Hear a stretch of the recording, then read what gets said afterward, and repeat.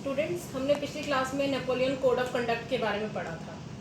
आज हम पढ़ेंगे कि किस तरह से जब फ्रांस में राष्ट्रवाद फैला तो उसने किस तरह से बल दिया यूरोप में राष्ट्रवाद को फैलने के लिए। ठीक है, तो जब फ्रांस से राष्ट्रवाद को बल मिला और किस तरह से वो यूरोप में फैल रहा था। तो अगर आप मध्य 18वीं सदी के यूरोप के नक्शे को देखते हैं तो उसमें आपको राष्ट्र राज्य यानी नेशन स्टेट कहीं नहीं मिलेंगे। ठीक है, जैसा कि आज है जर्मनी, इटली और स्विट्जरलैंड। पहले क्या होते थे? किंगडम्स होते थे, राजाओं के साम्राज्य होते थे। तो पहले किंगडम्स होते थे जो राजाओं के होते थे, राजा शासन चलाता था। ठीक है, तो इनकी अपनी स्वायत्त क्षेत्र होती थी, यानी राजा की अपनी एक टेरिटरी होती थी। तो इनकी कोई सामूहिक, अब जो लोग उस टेरिटरी में रहते थे उनकी कोई सामूहिक पहचान नहीं थी। कैसे नहीं थी? जैसे मान लें कि एग्जाम्पल लेते हैं कि राजा ने सोचा कि मुझे अपनी टेरिटरी बढ़ानी है। ठीक है, तो उसने युद्ध किया और साथ के अपने आसपास के जो इलाके थे उनको जीत लिया।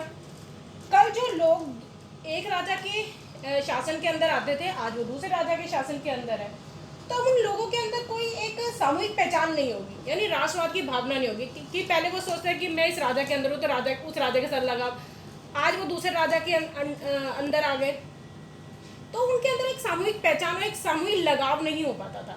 तो इनकी कोई सामूहिक पहचान नहीं होती थी। ठीक है, तो एक एग्जांपल लेते हैं ऑस्ट्रिया हंगरी का। ऑस्ट्रिया हंगरी पहले एक शासन साम्राज्य यानी हैब्सबर्ग एम्पायर के अंदर था। इस साम्राज्य में कई अलग अलग क्षेत्र और जनसमूह थे। अब हम देखेंगे किस तरह से ये अलग अलग यहाँ पर किस तरह अलग अलग भाषा के लोग रहते थे, अलग अलग तरह के क्षेत्र थे यहाँ पे। तो इस साम्राज्य में अलग अलग क्षेत्र और जनसमूह थे, जैसे टायरोल, ऑस्ट्रिया, सुडेटेनलैंड, बोहीमिया। यहाँ पे जो सबसे ऊंचा वर्ग था यानी कुलीन वर्ग था, ज़्यादातर क्या बोलता था? जर्मन भाषा बोलता था। यहाँ पे इटालियंस बोलने वाले भी थे, मैग्यार भाषा बोलने वाले भी थे, लेकिन बाकी कई लोग अपनी बोलियाँ विभिन्न जो उनके डायलेक्ट्स थे, रीजनल डायलेक्ट्स यानी विभिन्न बोलियों का इस्तेमाल भी करते थे। ठीक है, तो प्रभावशाली समूह के अलावा हैब्सबर्ग साम्राज्य की सीमा रेखा में भारी संख्या में किसान भी थे। ठीक है, तो आपने देखा कि यहाँ पर ऑस्ट्रिया जो हैब्सबर्ग एम्पायर था इसमें अलग अलग क्षेत्र आ गए, टायरोल, ऑस्ट्रेलिया, सुडेटन और भी अलग अलग क्षेत्र आ गए। अब यहाँ पे अलग अलग भाषा बोलने वाले लोग थे। यहाँ पे अरिस्टोक्रेट यानी कुलीन वर्ग के अलावा और भी वर्ग थे, किसान, ठीक है, इस तरह के वर्ग थे। तो इतनी विविधता थी, इतनी डाइवर्सिफिकेशन थी।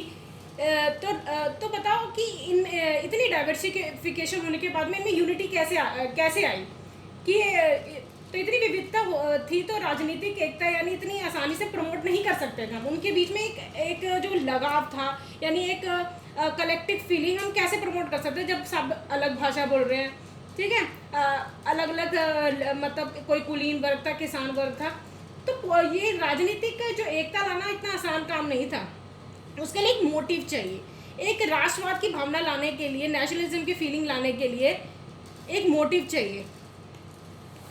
ठीक है, तो राष्ट्रवाद और राष्ट्र राज्य का विचार कैसे उभरा होगा? हम कहते हैं कि यूरोप के अलग अलग देशों में राष्ट्रवाद उभरा यानी राष्ट्र राज्य बने। तो ये कैसे पॉसिबल हो पाया होगा?